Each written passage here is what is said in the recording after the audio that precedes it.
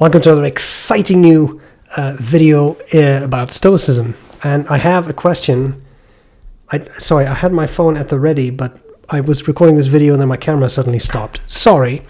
I got a question from my friend Arjan, fellow countryman, by the way, who said, in several videos now, this concept of Premeditatio Malorum came up. I struggle with that context.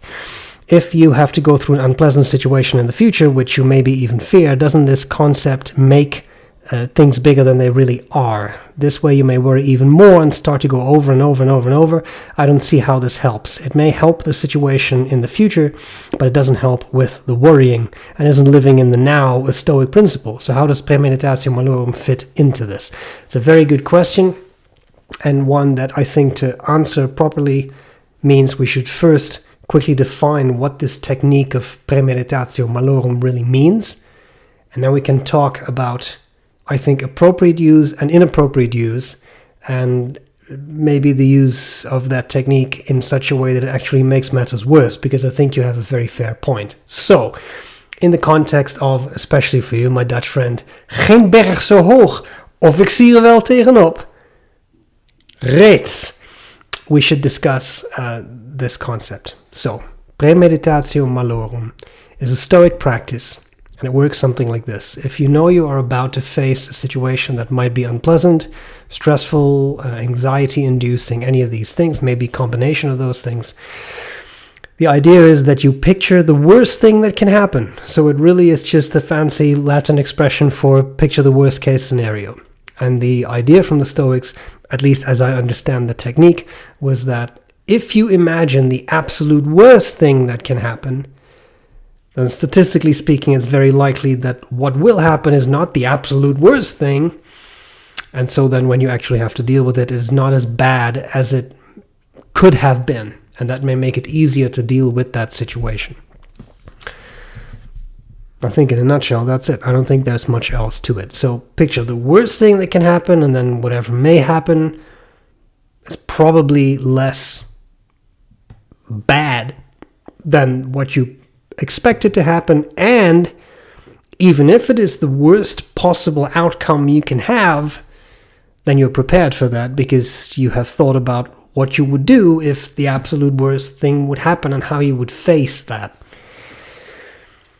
So I think the strength of that technique is that it helps you prepare for the worst case scenario. And I have certainly used it in that context. I have had conversations with people, different contexts, where I knew that was going to be a difficult conversation. Again, in all kinds of different ways, whether that is in private situations or in work situations, but where you know that the conversation you're about to have is unpleasant for various reasons. And I have found that often for me it was helpful to try and reason through what is the worst thing that can happen. And you try to picture that in quite some detail so that you know that that is the worst thing that can happen. And then what happens, honestly, 9 out of 10 times was not as bad as that. So give a simple simple illustration. Imagine you have to have a difficult conversation with someone at work. You know that person is difficult to work with. You could picture them storming out of the room, screaming heavily, shouting, throwing things. Well, that's probably the worst thing that can happen. And realistically, that's probably not going to happen. But even if that happens, you can utilize that technique in such a way that you think about how you're going to respond if that specific thing happens, if that person actually ends up doing that. What will you do if that person runs out of the room screaming?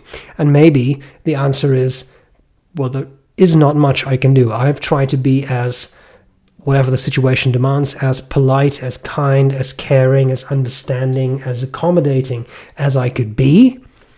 I've tried to be all these things or any of these things, again, whatever the situation demands, but that happened and there's nothing I can do about it. For example, it really depends on what the specific context is, of course, and how you would respond to that, but bring it back to Stoic principles of, well, some things they're out of your control. There's nothing you can do, right? That might be one possible way of reasoning through that. So I think that is an appropriate use of the technique. And either the absolute worst thing that could happen happens, but then you have thought about how you will handle that, and that it will still be hard, but it will be easier than if you went into that difficult conversation thinking, this is going to be a walk in the park, or a piece of cake, or a slice of pie, or whatever expression you prefer. And then it's not. Because when that happens, you have not properly anticipated what might happen, and as a result, you may be taken aback, and it may be more difficult for you to handle that situation. You may become flustered, you may become overwhelmed, you may become more emotional than you wanted to, you may become angry because you don't know how to handle it. Any of these things, a combination of these things can happen. You may burst out in tears, again, whatever the specific situation is that you are trying to handle. Excuse me. So, they're all those kinds of things to think about when you use that technique. Now, I think the point that was raised here was actually a very good point. And that deals with, but doesn't this kind of focus negatively on what may happen in the future? And I think my answer, remember, this is my interpretation of Stoic teachings that are centuries and centuries old, right? So, I mean, the way I've always looked at it is, Premeditatio Malorum is a very deliberate action. It's a very deliberate thought process. It's not a matter of you sitting down, sipping on a martini. I don't happen to drink, but anyway, you know what I mean? Sipping on a martini, and then you start to think, oh yes, here's this really terrible thing that could happen. Let's give that some more thought. It's not a matter of those kinds of negative thoughts intruding when you don't want them to intrude, because then you are in trouble.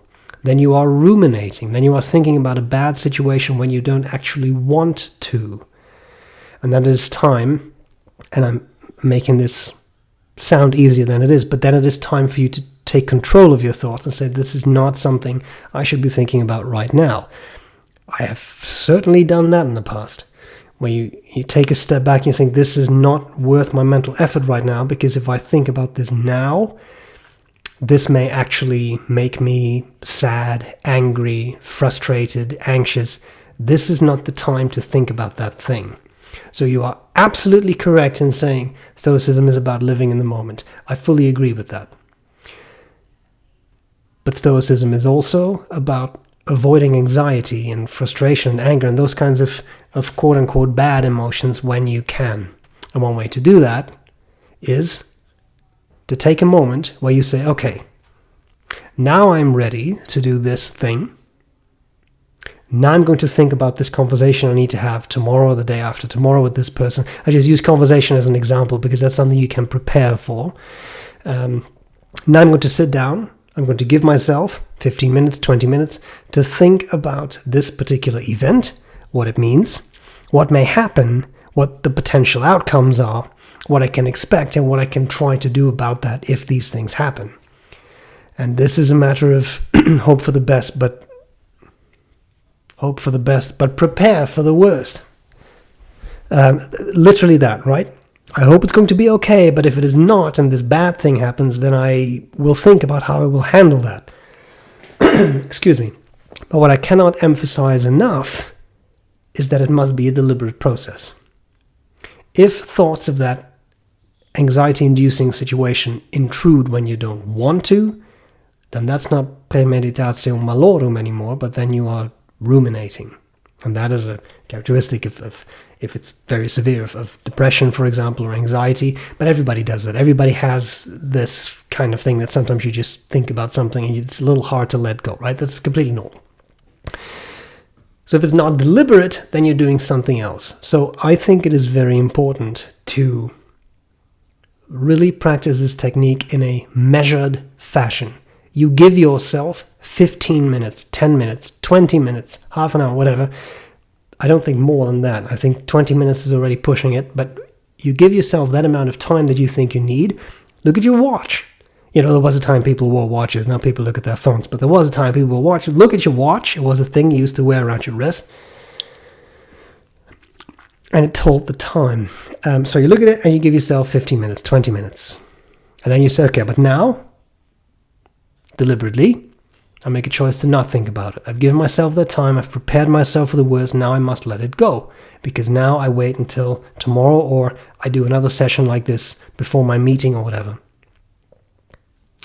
And that, I think, is a crucial aspect of this, because that's my final point. Again, a very valid observation, I think, that you made.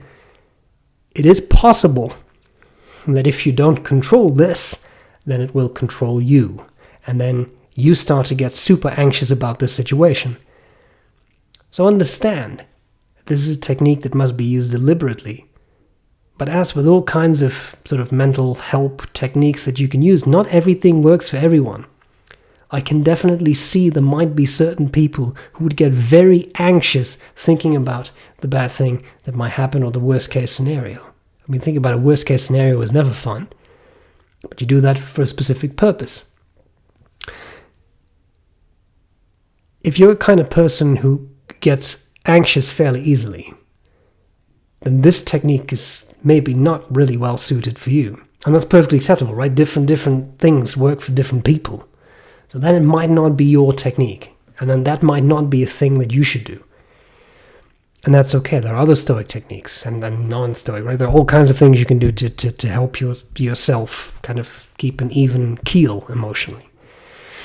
So don't think it's an unfair criticism that you raised. It's possible that it makes you get preoccupied. But again, if you do it in a controlled fashion, a deliberate fashion, I don't necessarily think that has to happen.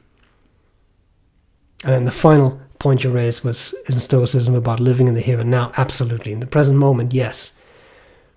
But not at the cost of looking forward or backward once in a while. It is good to once in a while think back to things that have happened in the past so that you can learn from them, or to anticipate things in the future so that you can try to maintain your calm as much as you can when those things actually happen.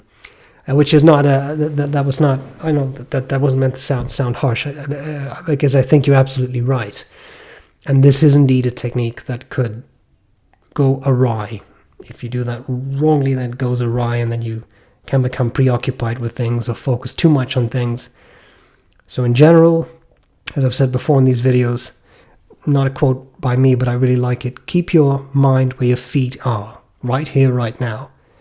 But occasionally do look back in a controlled fashion, realizing you can't change the past, but you can learn from it. And occasionally look at the future. Not too far, because then you get anxious. You're not even sure it's going to happen, what you're thinking about, right? But if you know something is coming, it's good to think about it. Seneca did this a lot. Seneca used this technique a lot. He thought about, at least that's what I seem to glean from his writings, he thought a lot about, what if I lose all my money? What if I this, that, or the other? And like I've discussed before, he did things like he would go only on bread and water for a day and sleep on a hard bed for a night, just to accustom himself to, if I lose all my money, then that is something that I can handle. I have trained myself to also be able to handle that. And I think that's a sensible thing to do. So the Premeditatio Malorum doesn't always have to be about a very specific meeting or something. It can also be about something like that. What would I do if tomorrow I would lose all my money? How am I going to handle that? What are going to be my first steps? Or if I lose my house or my relationship ends, like whatever, any of these kinds of things that people face, right? What would you do? That's it. I should leave it at that. I hope this was a clarification. Again, it's my interpretation of these techniques, right? But maybe this clarified the point. This is how I've always looked at it. And I would like to hear from anyone else. How do you consider this technique, and do you find it useful? Does it make you more nervous? Or it's interesting to read those kinds of things. So, hope this was useful. Thank you, Ion. It's a good question. I'll see you again later for more talk about Stoicism.